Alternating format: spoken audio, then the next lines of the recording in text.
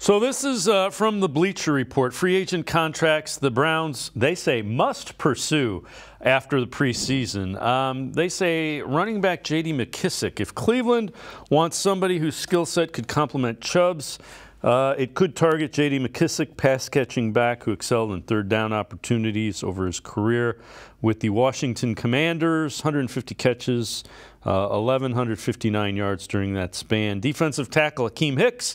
Hicks had only one sack over 11 starts for the Buccaneers 2022. Can still be a valuable piece up the middle at this point in his career. Brings a ton of knowledge to any locker room. Jason Pierre-Paul, defensive end. Pierre-Paul unlikely to land any great starting opportunities at this stage of his career, but he could be a nice complement to a group that's been assembled in Cleveland, helping that unit get just a bit stronger. Scott,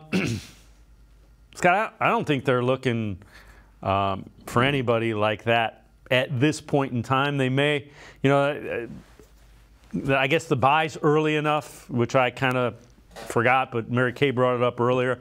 That could be when they look to something like that. I don't think there's anybody on the horizon. No roster is, infallible, and this roster's pretty good. Yeah, I agree with all that. To me, that feels like if somebody gets hurt, they're on your short list. Like Romeo Cornell used to say, we have the short list. That's what it feels more like to me. I mean, all these guys are available.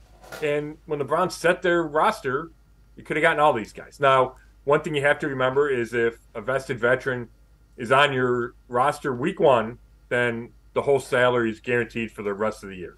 That changes when you start week two. So we'll see some veterans get signed around the league just because of that fact, and their contracts are then on a week-to-week basis. So, yeah, the Browns could be among that group to bring in somebody like, any of those three guys listed. But I feel like they really like Jerome Ford. Like, talk about running back. They like Jerome Ford. They think he's a really good pass catcher. He's played receiver in the past. They think he can be that complement to Nick Chubb. And then they go get Pierre Strong Jr. So I don't think they make a move there unless there's an injury or the young guys, Ford and Strong, flop. And I feel the same way about D-tackle and DN. They have a bunch of bodies. Something would need to change before they went and tried to improve that. Well, and the other thing is, that for how long have we said, well, they don't develop young players? In order to develop young players, you have to give them opportunities.